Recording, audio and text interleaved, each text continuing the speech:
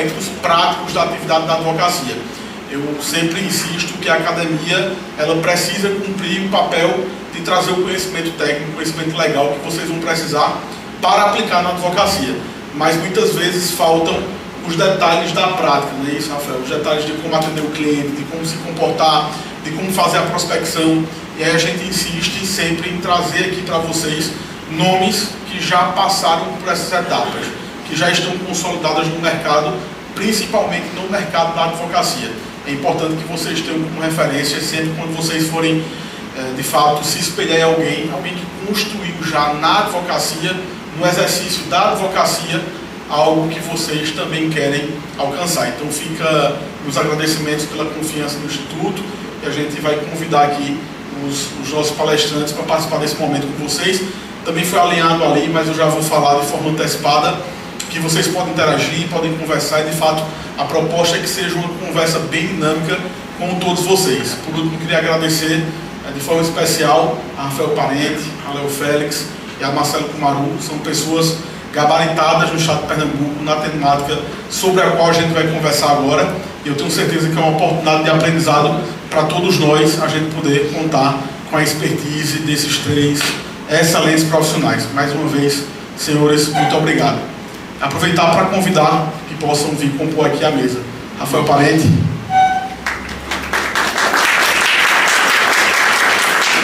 Léo Félix. Marcelo Kumaru.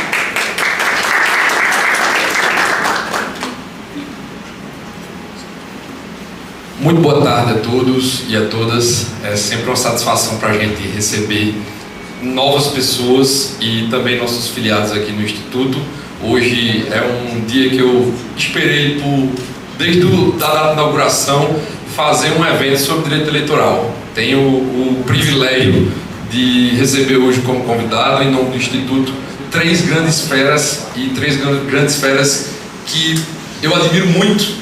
Tive o Lucas, meu sócio, costuma brincar, dizer que me salvou do direito público, que me resgatou. Esse tipo de coisa não conta, mas direito eleitoral. Eu sou amante, entusiasta, pesquisador de direito eleitoral. Durante um período da minha carreira, 2019 a 2021, estive em uma procuradoria municipal, acompanhei algumas eleições ao lado do nosso querido Dr. Rafael Parente, que foi meu chefe no estágio em direito eleitoral, e hoje é uma satisfação receber não somente personalidades do mundo eleitoral, mas pessoas que eu admiro, que eu confio e que eu tenho grande gratidão. Dr. Marcelo Kumaru foi presidente de uma comissão de debate na última eleição, e aí integrei o centro de estudos lá da CAAP, não foi isso? E a gente também teve a oportunidade de passar. Léo Félix foi meu companheiro de jornada de pesquisas em direito administrativo do Centro Universitário Maurício Nassau, então hoje me sinto em casa e espero que a gente possa aproveitar para falar um pouquinho sobre prática, e a palavra hoje vai ser com a presidência do nosso querido Léo Félix. Fiquem à vontade aí. Boa tarde, pessoal. Veja como está fraco, não sabe não foi. Boa tarde. Boa tarde.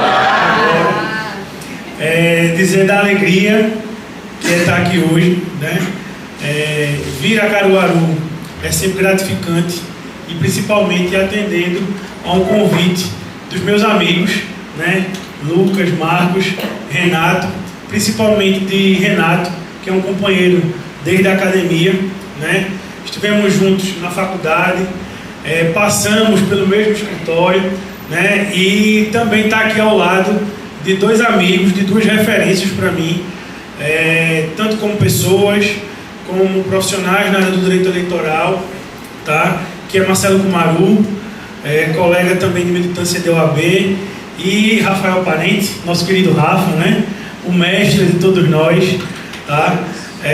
Tudo que eu sei de direito eleitoral, tudo que eu sei de advocacia, eu aprendi com o Rafael, Renato também, Lucas também. Então, na verdade, eu estou aqui muito mais para aprender com ambos, tá, do que para falar, tá? Então, acredito que vai ser uma tarde muito enriquecedora, tá certo? O direito eleitoral é uma área que vem ganhando cada vez mais destaque no cenário, tá certo? É um nicho que vem se destacando, tanto que hoje já está dentro do exame de OAB. Então é algo que foge do tradicional, que é família, sucessões, direito penal, né, direito consumidor. Então fica aí para os estudantes que estão nos assistindo também, a jovem advocacia é um nicho que merece e que precisa cada vez mais de advogados e advogadas qualificados e qualificadas. Tá? Então eu tenho certeza que hoje a gente vai ter uma tarde muito enriquecedora. Passar aqui para meu amigo Rafael, para ele fazer as considerações deles iniciais, e depois para Marcelo. Boa tarde a todos. Iniciar agradecendo o convite do Renato, do Marcos. De fato é muito honroso estar aqui. Saber que ensinei alguma coisa a eles, eu acho que só não ensinei a mentir tão bem assim, porque eu não ensinei tudo isso aí, pelo amor de Deus. O Léo é um grande amigo também, trabalhando junto já. Estou doido para ter ele de volta no escritório, mas ele é muito difícil. Está muito caro esse rapaz, eu não consigo não. E dizer que é um prazer colocar à disposição para tentar acrescentar um pouco do conhecimento que a gente adquiriu. A primeira eleição que eu fiz foi em 2008. Passei uns 3 anos fora da área, mas voltei já na eleição de 2012 e de lá para cá não deixei mais o direito eleitoral. Então, nesses quase mais de 15 anos aí de atuação, a gente já fez mais de quase 100 candidaturas majoritárias do estado de Pernambuco. Inclusive aqui em Caruaru, em 2012, acho que a gente fazia Zé Queiroz e o Dr. Marcelo fazia Tony, né? Miriam Lacerda. Já estivemos lados opostos várias vezes, mas sempre muito saudável. E, de fato, dizer que é uma área apaixonante e espero contribuir hoje, de alguma forma, para a experiência de vocês.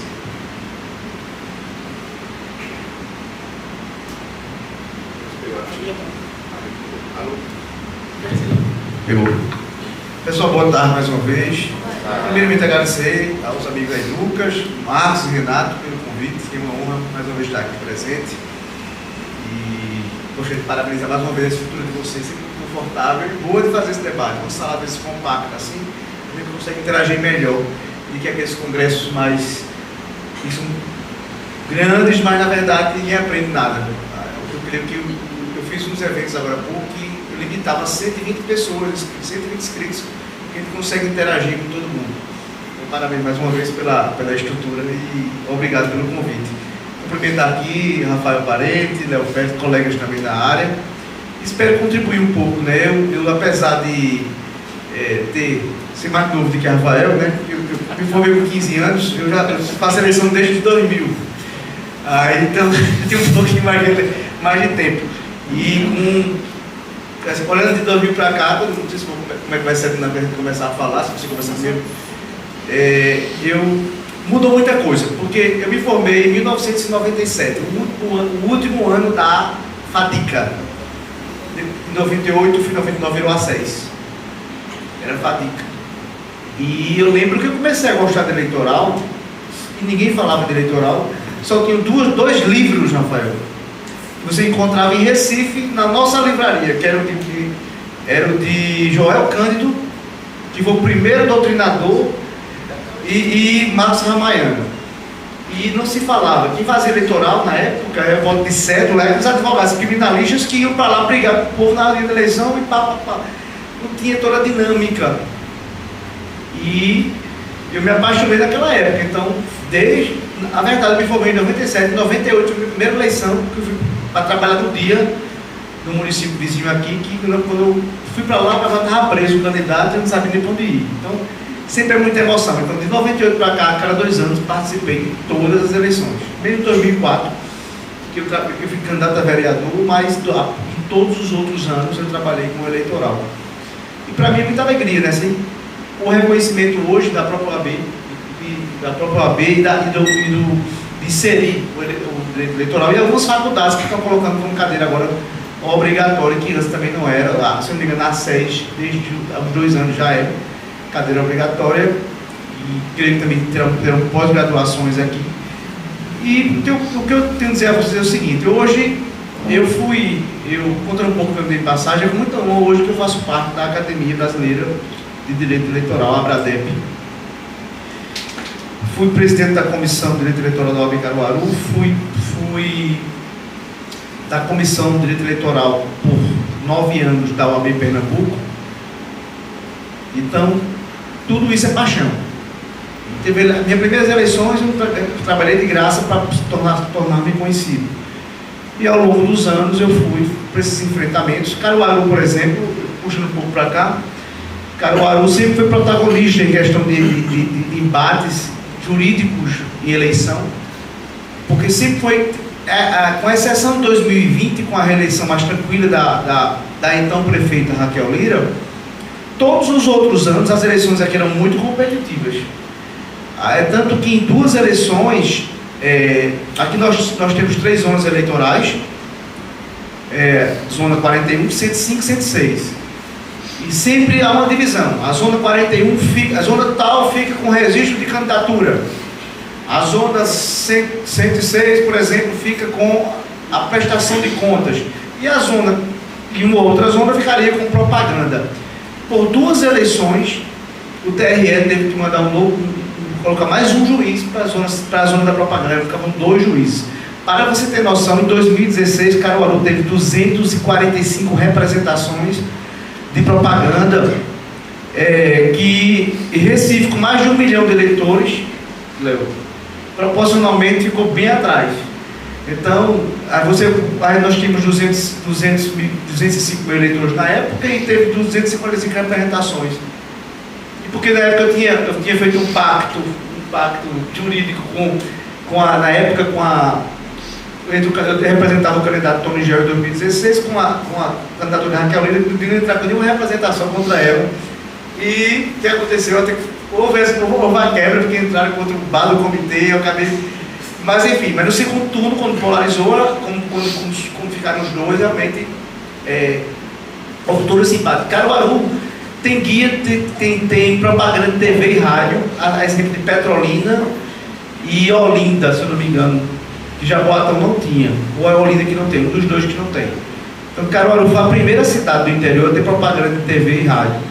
E a dinâmica do direito eleitoral, ela é bem interessante, porque eu estava aqui, por exemplo, há uma hora atrás, uma hora e 10 atrás, eu estava no meu escritório protocolando uma defesa de propaganda antecipada, cujo prazo foi para hoje, e meu cliente foi intimado na quinta-feira de tarde. Eu tive que sacrificar meu final de semana para fazer.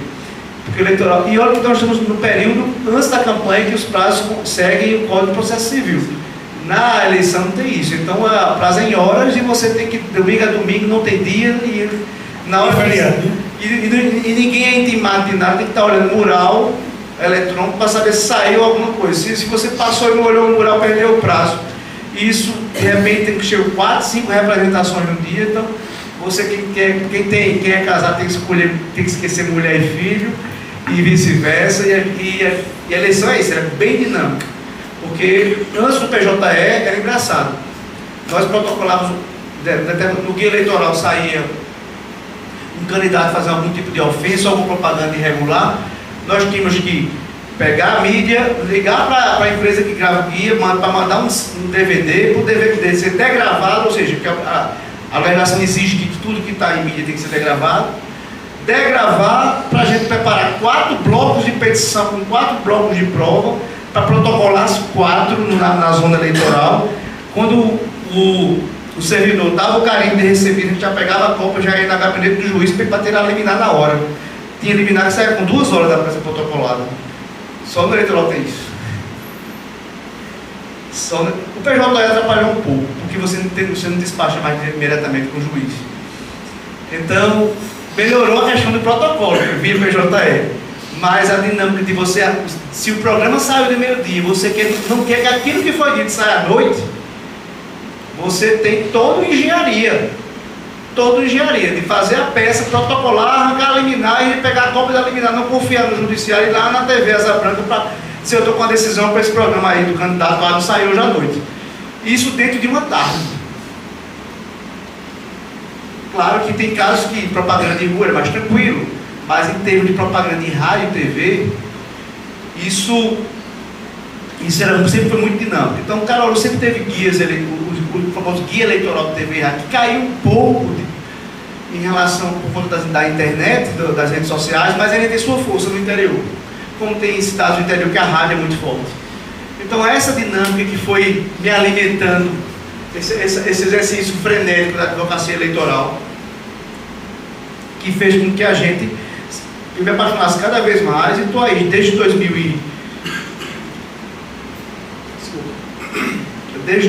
ano 2000 trabalhando nisso. E aqui vai quem começa. Eleitoral é o seguinte: quem faz uma eleição, me corrija se eu estiver errado, quer fazer todas, né? E para completar aqui, para depois voltar ao debate, até no que concerne assunto de interesse, a questão de honorários, eu acho que, colocando de lado a discussão da questão moral sobre o fundo eleitoral que hoje financia as campanhas com dinheiro público, que antes existia doação de pessoa jurídica, ou seja, que isso aí foi banido por questão moral e acabou sendo pior, porque na época eu fui contra. Eu vim para muitos debates com o Carlos Neves eu fui contra na época, porque a Odebrecht chegava numa campanha de presidente de Lula e Fernando Henrique, dava dinheiro para os dois, de Lula e de Lula com Dilma com Alckmin, de todas as eleições, as grandes empresas, o café que eu tomei aqui travou aqui, doavam para. E veio aquela questão do mensalão de 2006, que gerou uma comoção pública, e se proibiu doação de pessoa jurídica, como se isso fosse evitar Caixa 2. Foi um erro que agora não tem como você mensurar. As mesmas pessoas jurídicas estão doando de forma indireta e o Caixa 2 continua. Mas veio aí, o Congresso pegou para rebater isso, criou o fundão eleitoral, que é dinheiro público, doado aos partidos para as campanhas. A vantagem para o advogado é que agora, quando o candidato tira o CNPJ, eu particularmente faço isso. Quando o advogado tira o CNPJ, já fecha os honorários antes, quando o candidato tira o CNPJ, que abre a conta bancária, já fatura a nota. E ele se vira para pagar. Porque a nota já vai para o portal, já está lá o débito para ele pagar. Se ele não pagar, o partido tem que assumir. Em anos anteriores, o candidato perdia, dava um calote no advogado, e o advogado nunca mais recebia o dinheiro. Então, eu resumi um pouco assim, mas assim, eu teria muita história para contar, talvez a gente volte a esse debate, mas eu quero já dividir aqui o espaço para os colegas também querem complementar mais alguma coisa tocante a essa vivência na advocacia eleitoral. De fato, o PJE ajudou demais. Eu lembro que a gente estou em Recife, né, e mais de 40 municípios do interior para você estar acompanhando os processos. Como essa intimação era feita no mural, hoje é um mural eletrônico, você tem acesso ao TRE, você consegue filtrar pelo seu nome, pela sua OAB, pelo município, consegue fazer vários filtros que facilitam a vida do advogado. Mas antes disso, 2012, 2008, o mural sai 3 vezes por dia, um mural físico de cartão eleitoral. Então tinha que ter uma pessoa lá, que ia lá, batia uma foto, nesse tempo o celular nem eram tão tecnológicos como é hoje, batia uma foto para mandar para a gente, para ver se tinha alguma intimação do nosso interesse. E pior, o processo físico também. Não é que o prazo de 24 horas, o prazo de recurso nas representações de propaganda eleitoral são 24 horas só. Então, você tem que receber a foto. Se você não tivesse uma cópia do processo atualizada, você tem que fazer o recurso direito. Então, era sempre essa correria. Então, na minha história sempre foi. Tem um advogado, quando fechava a assessoria jurídica do município, olha só, você vai ter que ter um advogado no município para poder bater cópia do processo que ele precisar, ir no mural 3 vezes por dia, para ver se tem alguma publicação nova, para de fato não perder nenhum prazo. Hoje isso ficou muito mais fácil. Pegando um gancho só nessa questão do financiamento de campanha, eu tenho uma visão muito própria sobre a questão do Fundo Especial de Financiamento de Campanha, que é tão demonizado por causa do valor de 6 bilhões de reais. De fato, parece um valor exorbitante, né? 6 bilhões de reais eu acho que dá para fazer muita coisa. Mas, se você pegar o número de candidaturas em 2020, que de acordo com o TSE foram mais de 500 mil candidaturas, dividir os 6 bilhões para essas 500 mil candidaturas vai dar 11 mil reais por candidato. O candidato não paga nem advogado nem contador pelos 11 mil reais. O grande problema do financiamento de campanha é a forma de distribuição. Felizmente e infelizmente a nossa Constituição consagra a autonomia partidária. Então o partido diz como é que vai gastar o dinheiro que recebe. Basta ter um ato, uma resolução do partido dizendo como é que vai distribuir isso, respeitando obviamente a questão dos 30% destinada à campanha de mulher. Mas o partido, infelizmente, no Brasil tem dono e a distribuição é a mais democrática possível. Eu presto assessoria a alguns partidos, eu sempre tento lutar dentro do partido pela democracia partidária. Na minha ideia, faria a distribuição mais ou menos como faz a distribuição do fundo partidário. Tem um valor que tem que ser fixo, distribuído igualmente a todos os candidatos. E um valor que, de fato, aí você deixa a critério do partido, obviamente sempre com critérios objetivos, para distribuir entre os candidatos essa outra parte de forma que melhor entender. Só que o que é que acontece? Como eu disse, o partido tem dono hoje no Brasil. Os grandes partidos hoje têm dono. A gente sabe as famílias que comandam os partidos, principalmente em Pernambuco. Então, partido, por exemplo, eu fiz um levantamento em 2018, não, desculpa, em 2022, eu parei porque eu tenho que bater em cliente dele, então eu parei. Mas os partidos, por exemplo, tem um partido específico, tem um candidato, o presidente era candidato a federal, o filho era candidato a federal e tinha um outro federal que era candidato à reeleição. 99% dos recursos que foram repassados pela Nacional do Partido foram gastos nessas 3 candidaturas. Excluir 90% da candidatura mulher. E essa regra se repete em vários partidos. Em relação aos 30% de candidatura mulher, inclusive, já gostaria de deixar a dica na próxima, incluir uma mulher também aqui, com grandes advogados do ramo eleitoral atuando também, e aí deixar já essa crítica positiva. Teve em 2018, por exemplo, até cliente meu, que destinou os 30% a uma única candidatura de mulher, porque era irmã do presidente do partido, essa candidata. Então, o que eu acho que a gente precisa formar nessa nova geração de advogados da área é essa questão, sobretudo, de democracia partidária. Porque se o próprio instrumento da democracia, que é o partido, não tem democracia interna, como é que a gente vai levar isso para a eleição em geral? Então, eu acho que é isso em relação a esse ponto de financiamento que a gente precisa observar. Há uma demonização, muito por conta do mensalão, muito depois por conta da Lava Jato, da figura do político em si. E quando a gente faz isso, quando a gente criminaliza uma atividade, a gente atrai criminosos para essa atividade. Então, a única solução para a política é a política. Se a gente que tem uma boa índole, que a gente tem o intuito de fato ajudar, não se engajar politicamente, não vai resolver. A gente vai deixar para quem vai lá e vai passar o resto da vida criticando se não fizer nada com relação a isso. Então, o que eu acho que a gente deve fazer é fazer mais momentos como esse, para de fato debater poder e a estrutura do poder, porque eleição na realidade é isso, a gente está estruturando quem vai nos representar e quem vai comandar a estrutura do poder, a gente precisa discutir isso e trazer cada vez para mais próximo de todo mundo, do cidadão. A gente não pode achar que isso é uma coisa alheia a gente, que isso não interfere diretamente. Então, tem isso também do direito eleitoral. Só puxar por política, nunca fui candidato, não pretendo ser, mas é a minha forma de contribuir de alguma forma para a democracia no Brasil, atuando nesse ramo que eu adoro. Então, se o Eduardo vai alguma coisa acrescentar. Eu acho que, na verdade, como Marcelo, como você estava pontuando, essa ideia, essa demonização da política como um todo, isso afasta com que os profissionais cheguem e vejam esse nicho de atuação como um mercado promissor, né? E como o Marcelo bem pontuou, quando a gente faz eleição uma vez, a gente quer fazer sempre, né? Eu lembro que ano passado, eu gosto de eleição, eu costumo dizer que todos nós somos seres políticos. A partir do momento que você cumprimenta o outro, você está sendo político de alguma forma. Então, ano passado, acho que por volta aí de setembro, né? Eu já estava perguntando aqui a Rafael, e aí, Rafael? Tem candidatura ano que vem? Ele, não sei, aquela coisa toda, não sei, talvez, mas saber, eu acho que Rafael vai fazer, tenho certeza.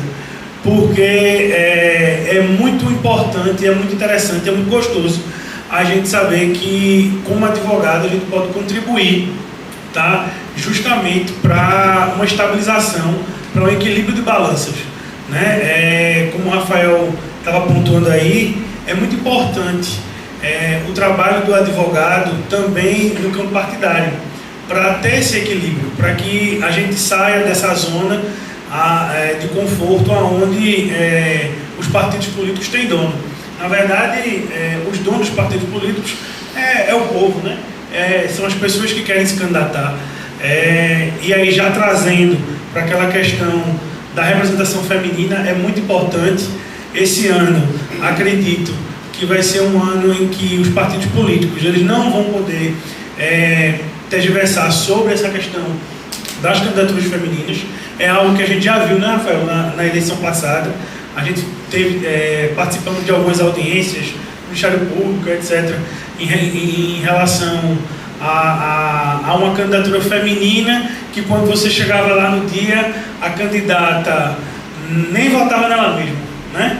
E aí eu lembro que eu participei pelo escritório de Rafa, pelo nosso escritório, de uma audiência, e aí a promotora perguntou lá, não lembro o nome da pessoa, enfim, Dona Maria, a senhora foi candidata? Fui. Mas a senhora foi candidata e a senhora não votou nem na senhora mesmo. Por quê? Ela, não, aí dá sempre aquela desculpa, não, porque depois eu desisti, minha família não me apoiava, etc, etc. Naquele tempo, né, como era algo que ainda estava crescendo, era algo que ainda estava se desenvolvendo, essa questão das candidaturas femininas, acredito que houve aí um abrandamento. Mas esse ano eu acredito que o tribunal, até pela própria composição dos tribunais regionais e do próprio Tribunal Superior Eleitoral, né, a gente vai ter aí uma mão um pouco mais dura e mais firme, até porque a gente vai ter na presidência do TSE uma mulher, a única mulher dentro do Supremo Tribunal Federal, né, uma infeliz realidade, tá certo? E acho que o pessoal aqui também está interessado e curioso em saber como cobrar os honorários. Foi um ponto que o Marcelo levantou, e aí eu vou passar para ele de novo, depois a Rafa pode completar, essa questão de como a gente cobra os honorários, né? Como é que a gente aborda o cliente, como é que a gente consegue cliente nesse meio eleitoralista, né? A gente já tem aí a facilidade do PJE, né? Embora Rafael seja adepto ainda daquela ideia de vamos olhar o mural, hoje o PJE ele toma ciência por ele mesmo, então já é uma facilidade, mas Rafael sempre diz o seguinte, não confie, é melhor olhar o mural. Então, todo dia, né, Rafael?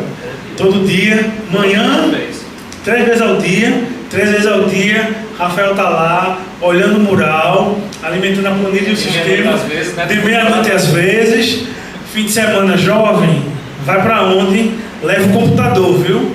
E o token, principalmente, porque a qualquer momento pode aparecer uma representação. E eu lembro que uma vez eu estava indo em algum ato de um candidato lá em Paulista, mesmo, sou paulista, e aí Rafael me liga, corre aí porque aconteceu um problema com o candidato, tem que estar com a representação agora.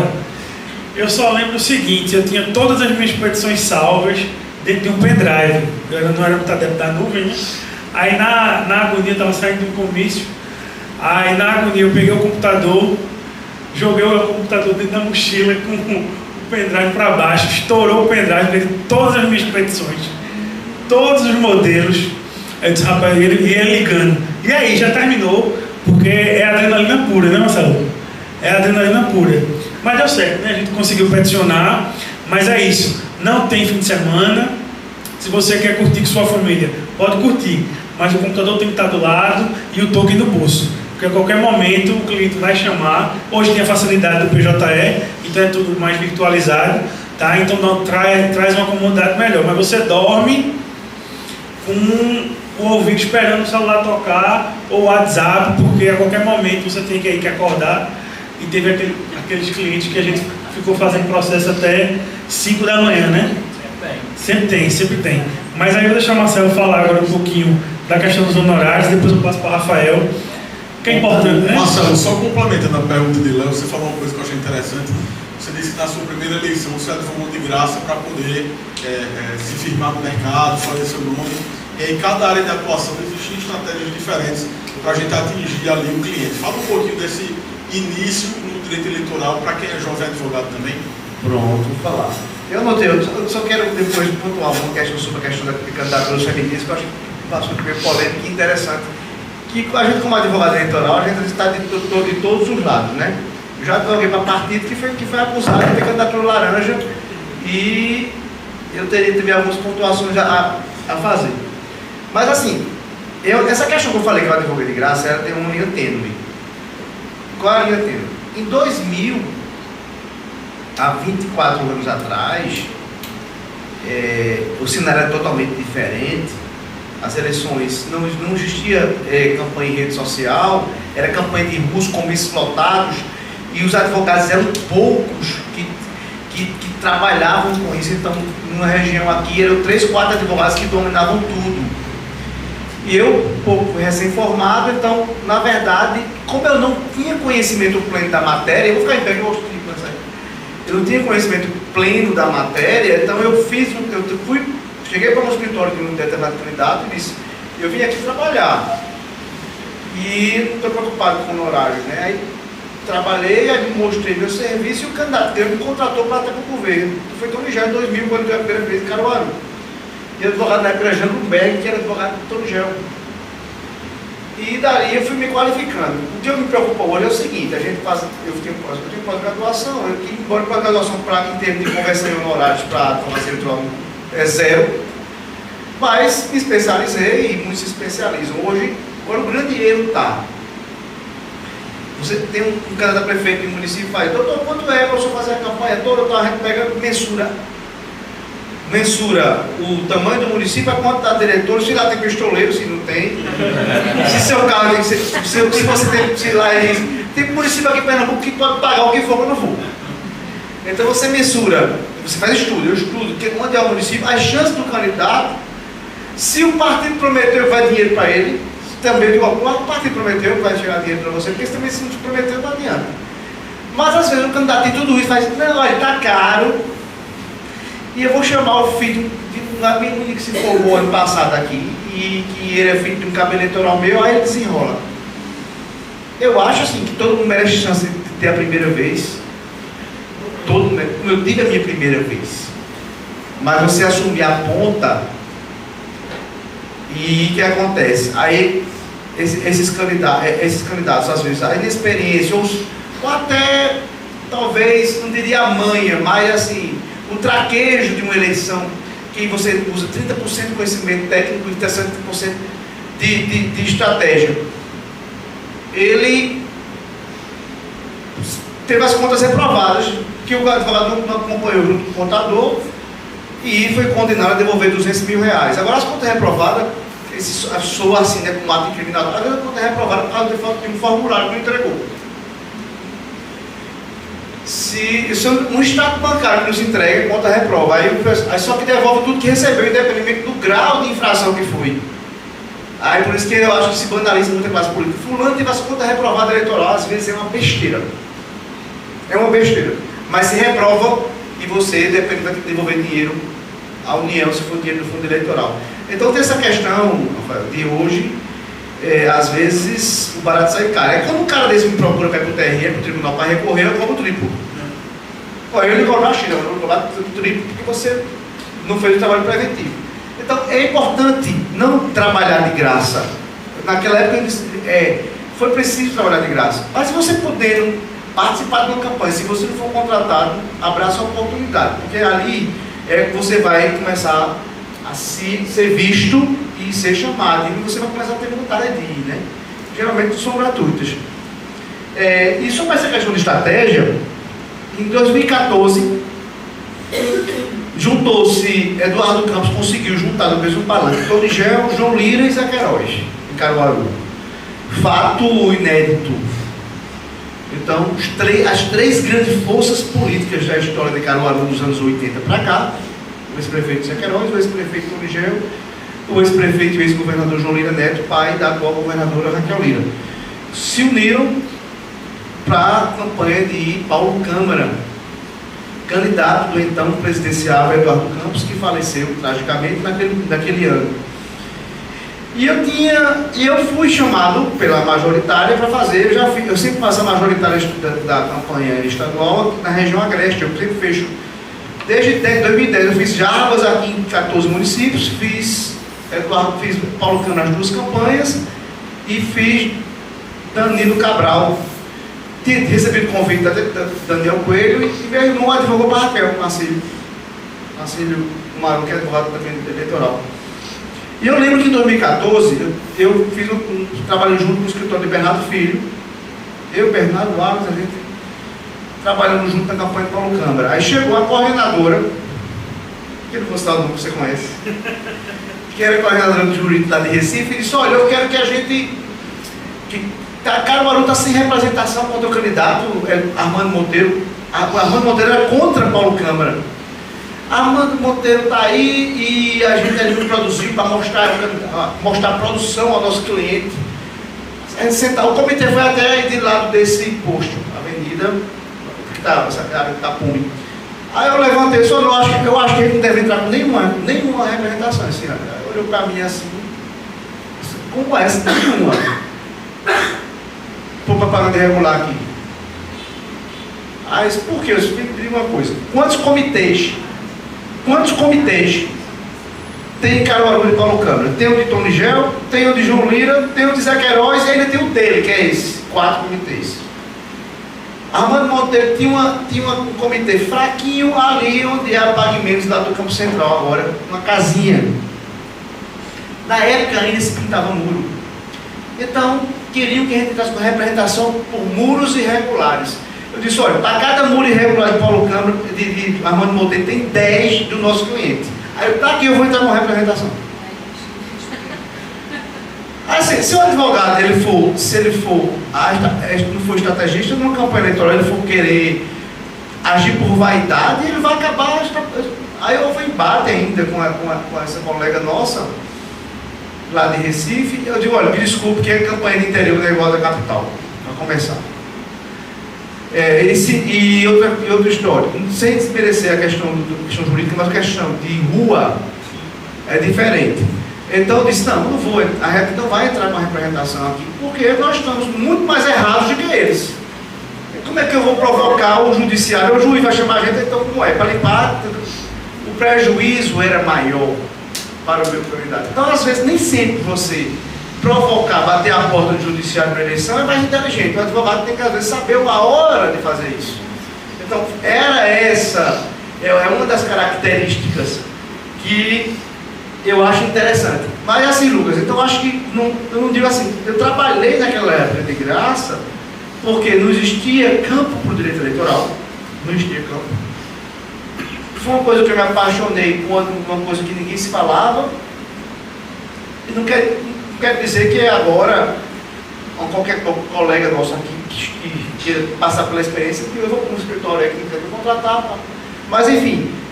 Mas também eu acho interessante você se permitir participar e conhecer, porque você vai sentir e vai ver se aquilo que se essa experiência valeu, e mais na frente você pode até se qualificar mais e até cobrar mais.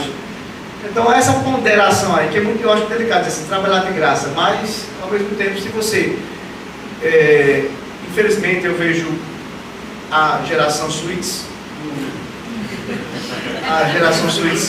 porque eu estagiei pegando Toyota, ônibus, e não tinha ar-condicionado, não tinha Google.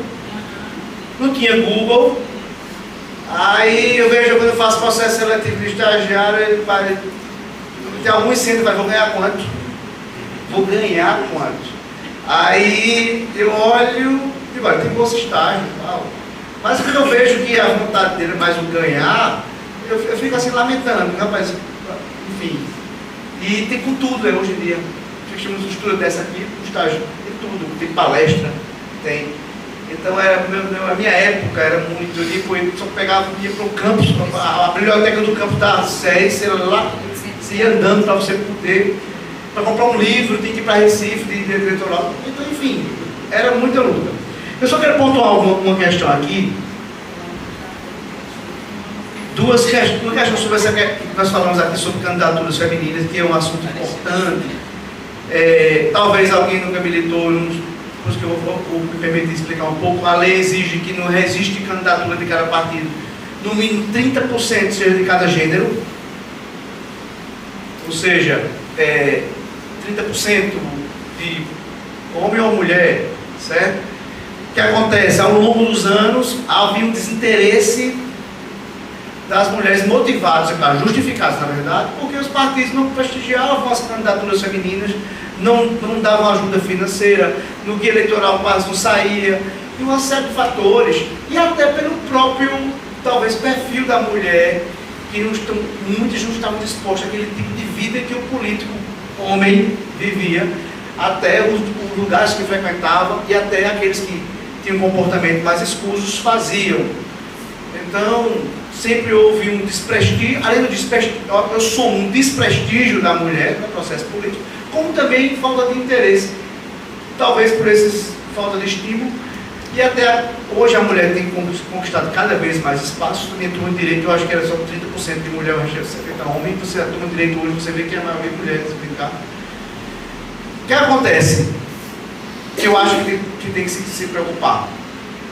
E essa questão de a preocupação da comoção pública. A lei diz que aí o que acontece? No dia 30%, ao presidente do partido chama Dona Maria, olha, só vai ser candidata para completar os 30% aqui. E a senhora não se preocupe. Ela resiste candidatura e tal, aí vota nela, nem vai, candidatura laranja para completar os 30%. A lei diz que quando se identifica com candidatura laranja, caça-se a chapa toda. Então tem gente, por isso que tem candidato tal, perdeu tal município, o vereador perdeu o mandato porque foi caçado a chapa com candidatura laranja, porque alguém denunciou ali. E isso também é perigoso. Por quê? Primeiramente, eu sou contra a tese que quem tem zero voto é candidatura laranja. Para mim, isso, pelo que eu vivi, essa tese, isoladamente, não se aplica. Não se aplica isoladamente. Porque o que acontecia muito em Caruaru? Se tinha candidato, Dona Maria Enfermeira, ela era candidata do bairro das Rendeiras. Acontecia muito isso que eu vivenciei. E assim, olha, no meio da campanha, ela via que a campanha dela não decolava, o candidato que estava na frente disse, desiste do candidato e me ajude que eu vou lhe dar uma assessoria na Câmara. Ela abandonava a campanha dela sem renunciar o registro. E nem votava. Então, para se configurar, tem que se unir todos os elementos ali. Se ela fez campanha, se ela não fez, se ela prestou conta, se ela não prestou. O que aconteceu? Eu teve uma convenção de um partido aqui em 2020, que eu fiz o trabalho de consultoria preventiva. Eu disse, olha, na convenção, eu chamei para o cabo coordenador, separe todas as mulheres aqui que vão ser candidatas, façam ela assinar um termo que está se colocando o nome dela para disputa. E peça para ela reconhecer firme cartório. Isso não está na resolução não, eu fiz ela, o pessoal fazer. Filme e fotografa ela assinando livro ata. Pronto, filmou e fotografou assinando livro ata. Pronto, no guia eleitoral, todas devem sair de TV e rádio. Todas gravaram e todas saíram. Todas tiveram, a gráfica que o majoritário pegou, deu a cota para os vereadores, todos tiveram materiais. Então, passa. Redes sociais programadas. Aí veio a pandemia, inclusive, teve a pandemia. Resultado, dessas candidatas desse partido, teve duas que teve 5 votos. E com isso, ingressaram uma AIME, que é uma ação de imputação de mandato eletivo, alegando que o partido que eu estava defendendo tinha 3 ou 2 candidatas laranjas, tendo em vista o número ínfimo de votos. Eu juntei os autos. Ficou carregadíssimo. Todos esses momentos. Convenção, filmando a ação de voata, o make-off gravando o guia. Ela gravando o guia aqui com o cara da empresa e o outro cara filmando, ela gravando. Foram 3 ações aqui em Caruaru. Essa foi a única que eu não sei que o juiz... Porque teve atos de... Pode ter 0 votos. Teve, sim, todas prestaram conta. Se prestou conta, fez campanha. Outra coisa, 2 dessas teve Covid e aí não fez campanha também. Teve isso, eles não estão lá de Covid. Então é muito temeroso essa onda também de querer se colocar tudo numa vala. Você de repente pode ser advogado de um partido que está sendo acusado, então você tem que ter as duas visões. Eu não acompanho comoção. Eu sou advogado, não acompanho. Se eu for contratado para impugnar uma chapa inteira. E outra coisa, às vezes eu sou um candidato homem, fiz minha campanha, fiz direitinho, tal, trabalhei, ganhei, sem saber que o presidente do partido botou uma laranja. Ele não sabe quem que botou o seu presidente do partido, que fica ileso nessa ação. Ele não sabe. Então o que acontece? É uma situação muito temerosa, que foi boa. E outra coisa, e o resultado útil disso? Em Caruaru, teve uma chapa cassada. Sabe quem perdeu o mandato? Uma mulher. A acusação de candidatura laranja para proteção da candidatura feminina cassou uma mulher. Qual a lógica disso? Porque só tinha sido eleita, foi mérito da saúde, pelo PSD, ela foi eleita. E a chapa dela foi cassada sob a acusação de candidatura laranja. Então, qual é o efeito prático disso? Se caçar a chapa, às vezes, se for homem, ele não sabe que ali foi colocado um candidato laranja. E que, às vezes, quem ganha é uma mulher, ele é que vai ser caçada. Por isso que eu acho que o TSE, ele na verdade, ele é um congresso, né? Ele legisla demais e cria coisas. Então, a gente tem que ter cuidado enquanto advogado. Eu sou um defensor das pautas femininas. Sempre trabalho com muitas mulheres, principalmente em campanhas eleitorais. E sou advogado de muitas candidatas mulheres. Agora eu não vou me comover achando que colocando todas as situações numa vala só, vai dar um resultado útil. Vai dar um resultado útil. É isso que eu falo. E, por fim, só para concluir aqui, deixa eu me ver. Essa questão só, eu tenho uma outra para a última rodada, mas essa questão da lei, pois não. Só mais uma questão referente a isso que o senhor falou das mulheres. Pela sua prática, o senhor nota que a fiscalização, ela recai mais no gênero feminino? Porque assim, o senhor falou, contextualizou aí algumas candidaturas femininas, né, que eles entraram com essas ações. Aí a fiscalização, a forma com que vocês atuam, o senhor nota esse certo preconceito com o gênero feminino? Na verdade, o interesse não é nem preconceito. O interesse é de um suplente de vereador ou vereadora que ficou de fora.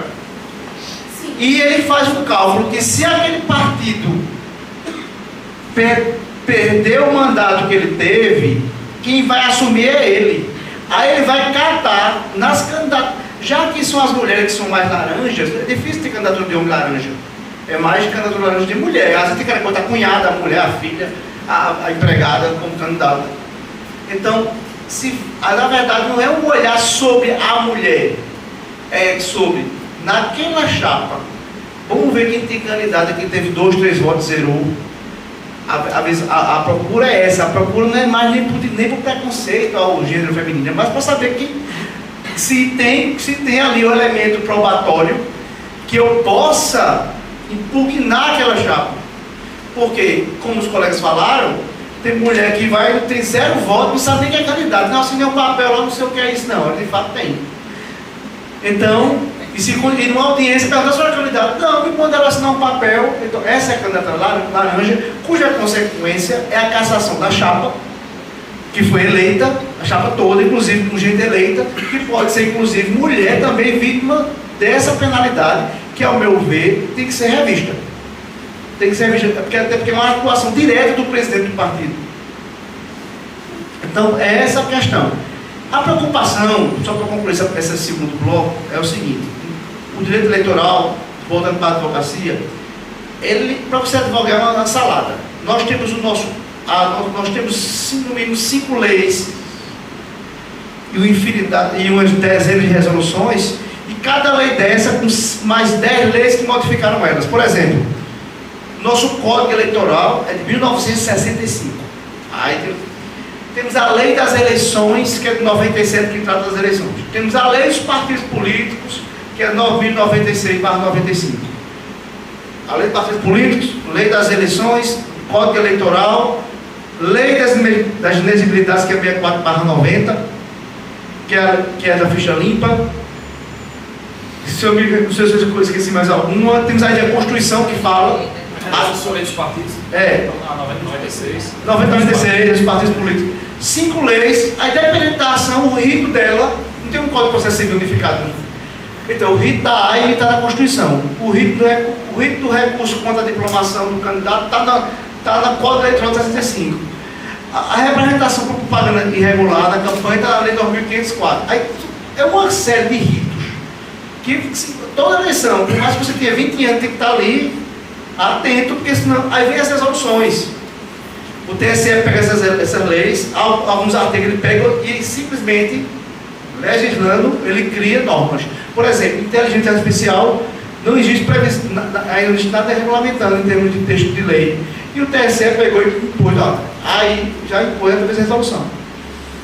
Esse conjunto de leis esparsas, inclusive essas decisões todas. E a jurisprudência do TSE é aquela que muda, que eu vou falar um pouco sobre também aqui um assunto, no finalzinho, sobre propaganda para que realmente você vê que de 2015 para cá já teve, antes de 2015 e agora, 3 mudanças em relação à pré-campanha, por exemplo. Então, é dinâmico, mas tem essas nuances que a gente tem que ter coragem de se posicionar, de a gente defender interesses, defender igualdade, defender pautas. Porém, não esquecendo que você é advogado eleitoral e deve seguir a lei. Até porque seu cliente pode ser um homem ou pode ser uma mulher. Então, é a mesma coisa de uma advogada mulher que vai ser advogada de um homem em um divórcio, que discute pensão alimentícia e outros, até violência doméstica. Conheço colegas minhas que defendem muitos homens sob acusação de violência doméstica. Parece, às vezes, descontextualizado, mas ela diz, não, meu cliente está aí no centro, até porque ele é homem, não vou deixar de defender. Então, eu acho que não é porque teve uma candidatura feminina que maculou uma chapa que eu acho que teve, de fato, ali há uma candidatura laranja. Não é bem assim, mas era isso.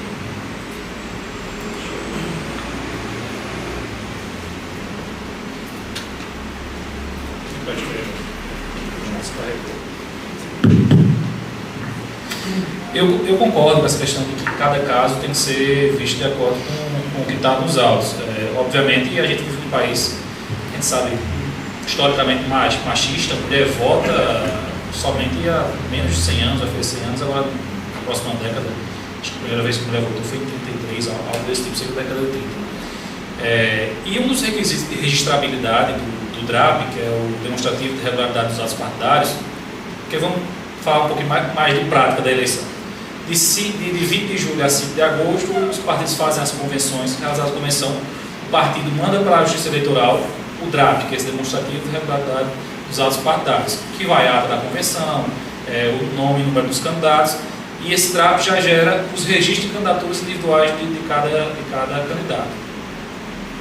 E antes de julgar os registros de candidatura individuais dos candidatos, a Justiça Eleitoral julga o DRAP, que é como se fosse o coletivo. E um dos requisitos para se deferir o registro do DRAP é verificar justamente se preenche esse requisito de 30% de gênero. Então, essas AIMs, que é a Ação Nacional Eletiva, que contra essa questão de candidatura laranja, ela parte do pressuposto de que há uma fraude. Fraude não se presume, fraude a gente de fato tem que provar. E aí, o simples fato de um candidato não ter tido voto não quer dizer que ali houve uma fraude. De fato, pode ter desistido, pode ter adoecido, a gente pegou o caso desse sentido lá no escritório. Enfim, de fato, parece ter outros elementos que comprovam que aquela de fato foi uma fraude. Que não era candidata de verdade, estava lá só para preencher o lugar. Isso é muito difícil de comprovar. Mas, aqui em Pernambuco, eu acho que na outra eleição teve uns três casos em que a Justiça Eleitoral, de fato, caçou o DRAP e caiu todo mundo, inclusive uma mulher prejudicando, porque era que a norma queria proteger. Né? Esse é um contrassenso imperdoável. Sobre a questão dos honorários de fixação, na realidade, fixação de honorários advocatícios é muito difícil em qualquer área. O que é que eu procuro fazer?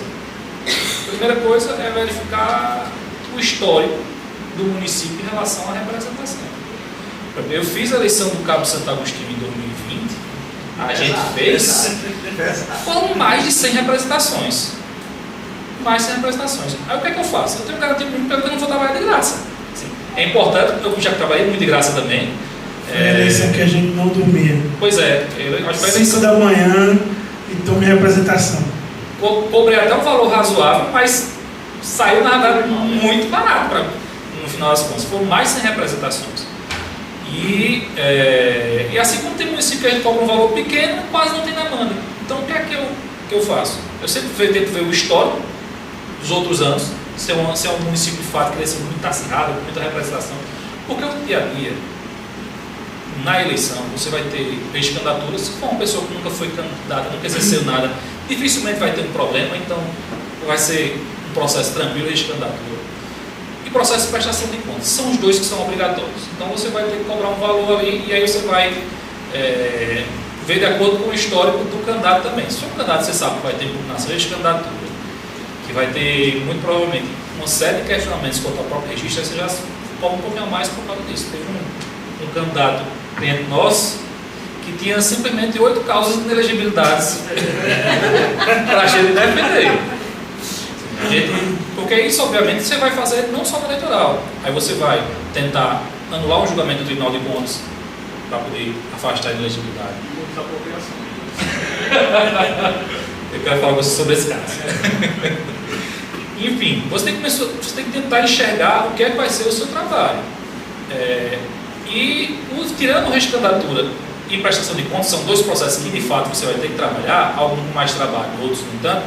Você tem que ver o histórico do município para ver quantas representações você vai ter. E aí você cobrando pelo menos o mínimo para que você consiga dedicar, ainda que necessário, contratar uma pessoa para ficar tomando de conta, você pelo menos não trabalhou de graça e você fica pelo menos com a expectativa de um futuro cliente. Então, no horário é basicamente isso, verificar o histórico e tentar enxergar quanto de problema você vai ter.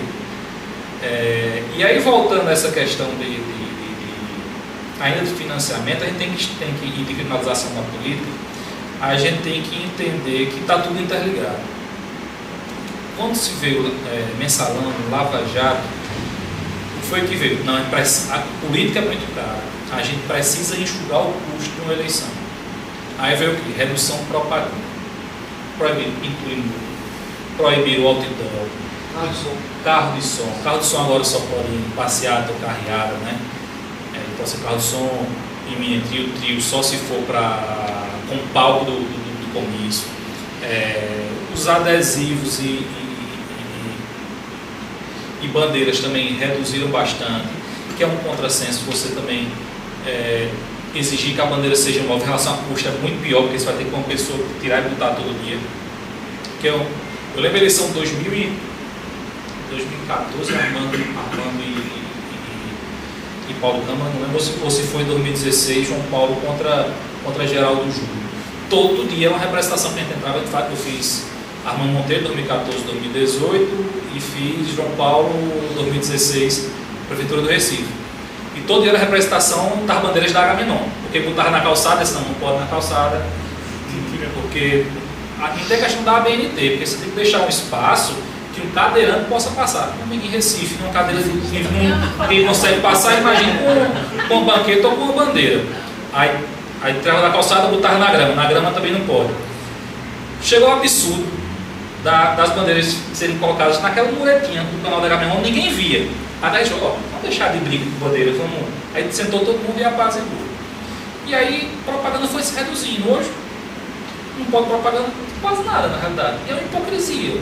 Primeiro, hipocrisia é você limitar o tempo da campanha eleitoral. Porque como é que você pretende discutir um país, discutir uma cidade em 45 dias? Se 90 dias já era curto, aí você quer discutir tudo em 45 dias.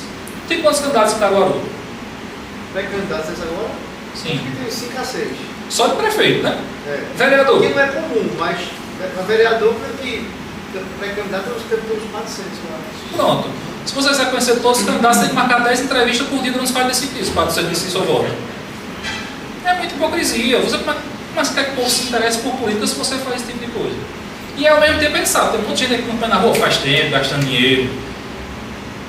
Você não adianta tentar limitar quando na realidade você devia estar fiscalizando. Você deve estar fiscalizando e deixar isso mais transparente.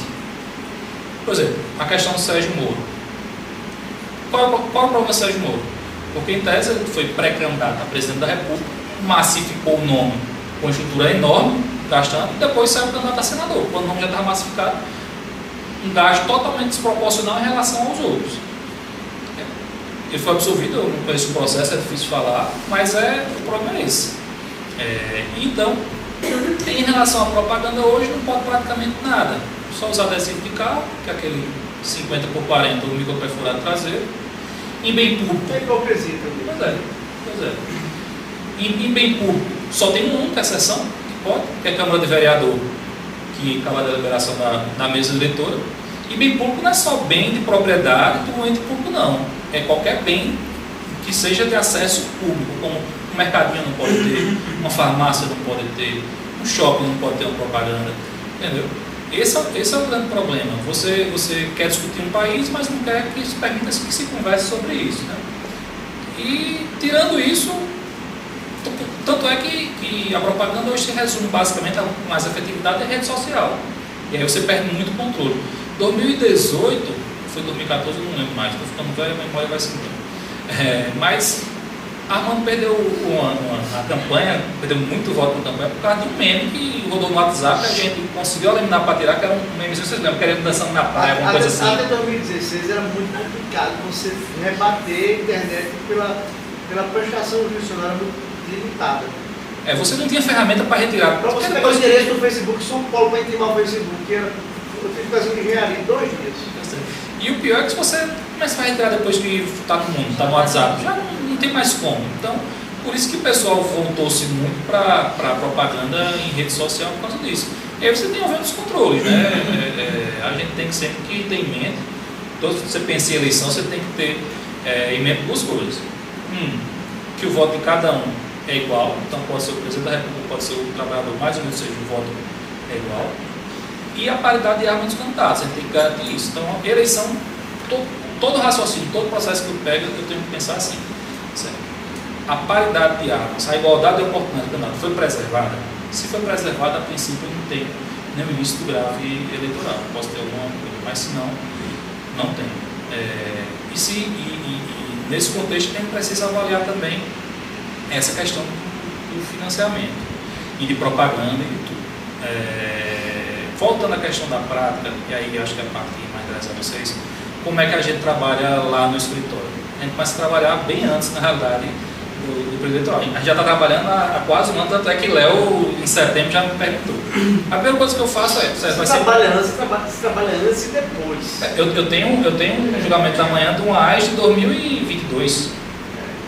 Eleição do senador. Mas uma coisa que a advocacia é só no dia da eleição e só ali naquele período. O trabalho fica depois, com prestação de contas. E o antes, né, já que... Exato. A eleição não acaba quando termina. Exato. Na pré-campanha tem as representações de campanha antecipada. E fora isso, a gente tem que preparar as pré-candidaturas. Vai ser pré-candidato certo, né? Já recebeu algum cargo? Já prestou conta de alguma coisa? Cadê depois certidões de quitação eleitoral? O mais comum é o pessoal que é candidato e que abandona. Não faz prestação de contas, as contas é julgada como não prestadas, e aí você não tem quitação eleitoral. Ao meu ver, é um absurdo, inclusive, isso ser imposto por uma resolução do TSE, na realidade, nem em relação a isso. E aí, se você não tem quitação eleitoral, você não pode ser candidato, é um requisito de registrabilidade. Porque, assim, existem 3 candidaturas. As condições de elegibilidade, que aí vai variar de cargo para cargo, mas são basicamente ser brasileiro, ter 18 anos, aí 18 anos vereador, 21 prefeito, 30 governador, 35 governador, presidente da República, enfim, tem os requisitos de elegibilidade. As causas de inelegibilidade são aquelas previstas na Lei Complementar 64/90, que foi depois emendada pela Lei Complementar 135, que aí fica uma só chamada Lei da Ficha Limpa, que são as condições que afastam esse seu direito político pacífico, é o direito de ser votado, né? Então, o direito de votar, ativo, e pacífico é o de ser votado. Tudo isso decorre lá tem matriz constitucional, no artigo 14, parágrafo 9 da Constituição, que fala que lei complementar estabelecerá as causas de inelegibilidade, considerando a questão de probidade, essas coisas. E aí geralmente são condutas, são condenações pretéritas que revelam que o candidato não tem condições morais, mas não é probo o suficiente para ocupar o cargo. As principais delas, acho que são conhecidas, que são as rejeições de contas decorrentes desse mandato. O prefeito presta contas para o Tribunal de Contas, que aí depois vai para a Câmara de Vereadores. O presidente da Câmara presta contas para o Tribunal de Contas. E aí a lei fala que aquele que tiver, primeira linha G da lei complementar 4/90, diz que aquele que teve contas rejeitadas. Eu tenho uma opinião muito própria sobre também a lei da ficha limpa. Eu acho que foi uma lei que na verdade não foi feita para pegar ninguém. O cara tem que ser muito improbo para ser pego, porque vê os requisitos. Conta julgada irregular, por irregularidade insanável, que configure ato doloso de improbidade administrativa. Já eram esses 3 requisitos.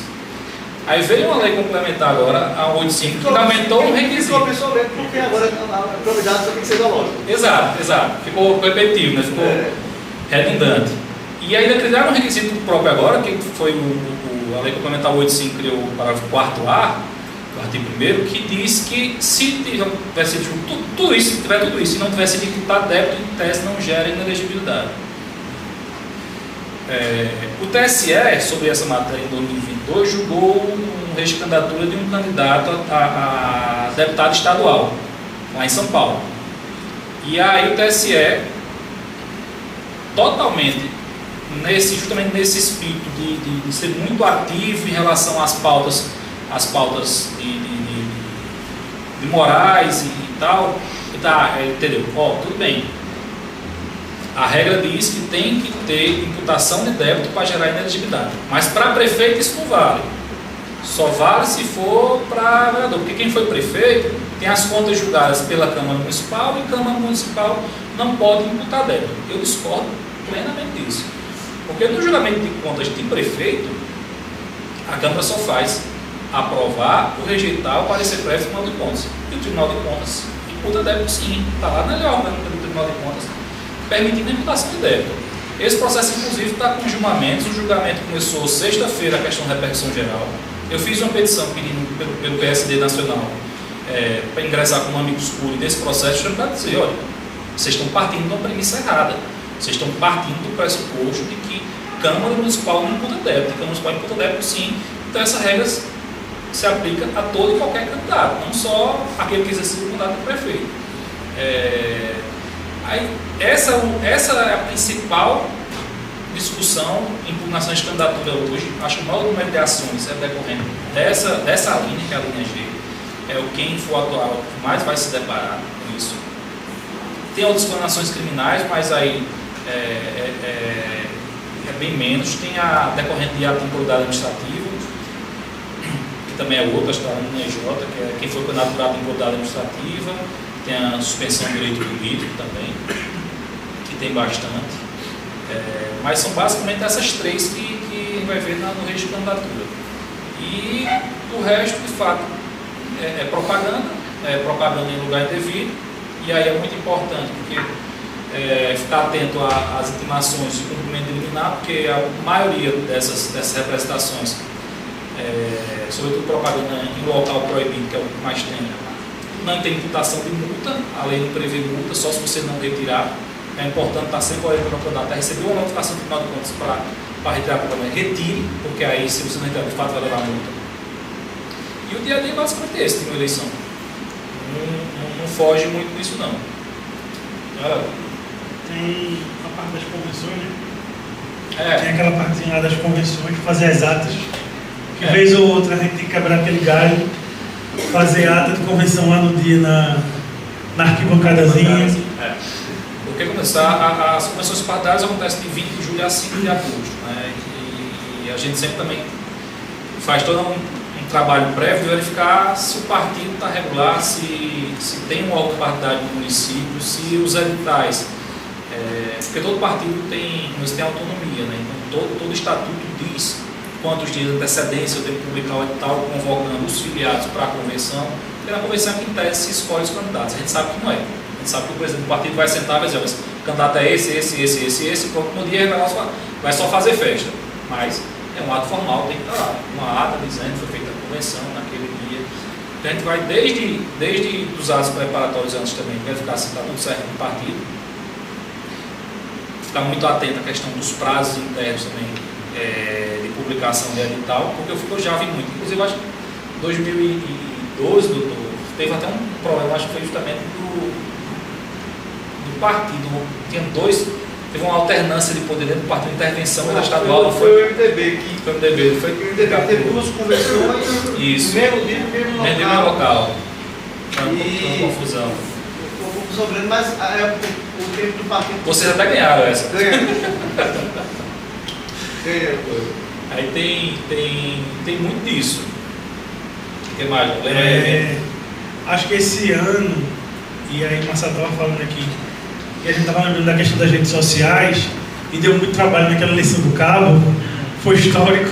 Acho que a gente já estava prevendo o que ia acontecer agora, né, com a inteligência artificial. Acho que um ponto muito importante vai ser justamente essa questão da inteligência artificial, né? Como é que as candidaturas vão se comportar, como é que o eleitor vai receber, porque hoje você, e aí saindo aqui do Brasil, por exemplo, Argentina, na Argentina a gente teve a eleição presidencial e o candidato peronista, ele conseguiu criar uma realidade através de um discurso do atual presidente, né, de como seria a Argentina pelo discurso de Javier Milei, né, partindo de uma fala que ele fez em relação à Guerra das Maldivas. Então aí eles criaram um protótipo da guerra, enfim, justamente para trazer aquela ideia negativa sobre o opositor que acabou vencendo a eleição. E aí o Brasil tende realmente a copiar isso. Estou muito curioso para saber como é que vai ser isso, né? Como é que o tribunal também vai recepcionar esse tipo de situação, porque como o Marcelo e Rafael pontuaram, é muito difícil a gente receber protocolar uma representação pedindo a remoção de um conteúdo sabidamente inverídico e as plataformas atenderem de imediato, né? Principalmente, e aí vem outra agravante, a gente tem aí o Telegram, né? Que é uma plataforma que não fica aqui, né? Ele é hospedado, salvo engano, na Rússia. Então você tem aí uma dificuldade muito grande de contato com o pessoal que administra o Telegram. Tanto é que acho que ano passado, retrasado, o ministro Alexandre de Moraes chegou a suspender o Telegram dentro do Brasil, né, justamente porque não teve aí a resposta de uma possível, eu acho que era um acordo entre as plataformas e o Poder Judiciário, e o Telegram não respondeu. E aí o Telegram ficou totalmente inativo aqui no Brasil, tá? Então a gente vai ter hoje, esse ano especificamente, essa nova realidade. Então vai ser um desafio, acho que para todo mundo, partido, advocacia e Poder Judiciário, e como a gente se comportar, né? Imagina você estar lá, o candidato, apesar que tem a resolução, né? Mas você vai ter lá o candidato falando e às vezes nem é ele, é o robô que está falando com você, né? Eu tenho um amigo meu que ele fez essa experiência, Gustavo Lapa, nosso amigo Gustavo, ele fez essa experiência, ele pediu lá para ir gravar o rosto dele, a fala dele, e a inteligência artificial começou a falar, ele falando em mandarim, espanhol, francês, e se você não tiver cuidado, você realmente acredita que é aquela pessoa que está falando, né? Eu precisei olhar aí umas 2 vezes para ter a certeza de que não era, mas você sabe que existem vários tipos de eleitores e justamente a gente tem aí um público de pessoas que podem acreditar nessa realidade e achar que aquele candidato está ali propagando aquela mensagem. E às vezes nem uma mensagem verídica, né? Tem um caso muito interessante que é de Rodrigo Maia, que ele proferiu um discurso na Câmara dos Deputados. E eu sempre cito isso nas minhas aulas. é porque foge da ideia do que é fake news, né? A gente acha que fake news é sempre aquela ideia de notícia falsa, mas não é. Às vezes eu pego uma palavra e mudo ela de contexto, ou coloco ela num contexto diferente. E com o ex-deputado Rodrigo Maia aconteceu justamente isso. Depois divulgaram, aí saiu na rede social dizendo que Rodrigo Maia, num dos últimos discursos na Câmara, disse que o Congresso Nacional não era do povo, pertencia aos partidos políticos e aos políticos. Aí eu li a notícia, né? E achei muito estranho, porque eu disse assim, ou ele enlouqueceu, ou ele bebeu algum uísque estragado, né? Porque ele não vai dizer uma coisa dessa, sabendo que tem uma eleição geral aí em vista. E aí, de fato, não foi o que aconteceu. Ele disse que, na verdade, salvo engano, ele tinha dito que a Câmara era principalmente do povo. E aí pegaram o trecho daquela fala, distorceram, começaram a replicar, que criaram várias notícias, né, dizendo que ele havia dito isso, enfim, foi e aquela coisa, né, uma mentira repetida 1000 vezes se torna verdade. Para você desfazer, dá mais trabalho, tá, do que se você estivesse dizendo aquela verdade mesmo. Então, assim, só para que vocês percebam que o direito eleitoral está ligado a tudo, tá? Tudo que a gente fala, e principalmente está muito antenado, né? Com a nossa realidade. Um ponto importante também, que aí Rafael estava falando na questão do dia a dia, é a gente se preparar com antecedência, né? No caso, geralmente a gente sempre se prepara um ano antes ou com alguns anos antes, né? Quando a gente já tem aí uma estrada, ou já tem às vezes aqueles clientes que são fiéis. Um banco de petições é importante, tá certo? Porque acaba sendo ações repetitivas, né? Na maioria das vezes, principalmente no que tange aí, quando a gente chegar na parte da propaganda, da liberação da propaganda, a gente vai ter aí as propagandas políticas, então... Com cuidado que a legislação eleitoral muda a cada 2 anos, né? Exatamente, Cuidado exatamente. com o pendrive também. Exatamente. Não coloquem no pendrive, coloquem na nuvem, adaptem para as resoluções. Porque a legislação... Eu compro, por exemplo, comprei R$1.500 de livro na eleição de 2022, que metade vai servir mais, porque toda uma eleição tem que comprar o mesmo livro do mesmo autor, o outro está novinho, cheirando a novo, tem que comprar porque Eu já fiz doação. Então, é complicado. Eu tenho o mesmo livro do mesmo autor, com edições diferentes, 4 exemplares. 2 anos, porque se eu for usar o anterior, eu vou me confundir com o que mudou de 2 anos para cá, que é essas emendas que eles fazem na lei a cada 2 anos. Principalmente as... Se me permite, Léo. Uma atenção que eu falei, Marcelo, baixa aí por R$500. Não, eu sempre pagava isso no combustível. E o advogado, só que na semana anterior à campanha que eu contrato esses advogados, eu faço um curso de uma tarde e um dia, entrego umas apostilas sobre o dia da eleição, que vai se concentrando em fazer o dia. Então esse trabalho do dia é uma experiência boa, mas você vive mais a dinâmica da desenvoltura enquanto advogado. Tanto que eu contrato muito criminalista pro dia. Tem uma zona rural que eu sei que tem um monte de pistoleiro, de gente que bota lá, vai ser o quê, e bota alguém, fica na frente da escola com um revólver aparecendo assim, para o fiscal ver. Aí fica assim e tal, aí eu digo, pronto, o advogado não vai só, é com segurança. Mas é claro, no Caruaru nunca teve esse tempo, mas eu sempre boto aquele que vai se combater em zona rural. E com o tempo, Caruaru foi apaziguando, mas tem municípios pequenos aí que a situação é temerosa, por isso eu não nem pego. O pessoal confunde muito a figura do advogado com o cliente. Então, Léo é advogado de fulano, eu não gosto de fulano, eu não gosto de Léo, cara. Assim, fica com raiva, tem gente que não gostava do Legião, ficou com raiva de mim. Porque era advogado dele. Pelo amor de Deus. Aí assim, enquanto os próprios candidatos opositores eram meus amigos. Eu sou amigo de Raquel há muitos anos. Sou amigo do ex-prefeito Zé Queiroz, então, só que eu estava desempenhando meu trabalho. Em Recife a gente se reúne no final de semana, tem uma brechinha, está os advogados de cada coligação tomando show. A gente não pode ter emoção e misturar a figura do advogado com o cliente. E você não pode ter raiva do advogado do outro lado, não, numa campanha não. Você tem muito contexto. Na campanha tem algumas parecidas. Então, você dando um esqueleto, eu não gosto, eu dou um esqueleto mais seco. E prestar atenção, e atento. Então, o que acontece? O escritório abre um processo seletivo e contrata por esse período de 45 dias. Às vezes o advogado pode até ficar nesse escritório depois, mas vale a pena. Vale a pena. Agora, só se habilite se você vê que você é uma pessoa que tem tempo, que está ali de sábado comendo uma pizza ali com sua namorada e o telefone toca, você diz, ó, tchau, paga a conta e fica aí que eu vou embora trabalhar. É assim. Se tiver um parceiro ou uma parceira que vai começar a achar ruim, nem vá fazer processo seletivo no escritório, nem vá. Porque sábado e domingo não tem hora. Você está em casa, está na missa, está no culto, você tem que sair dali e ir embora para o escritório para trabalhar. Do jeito que você está.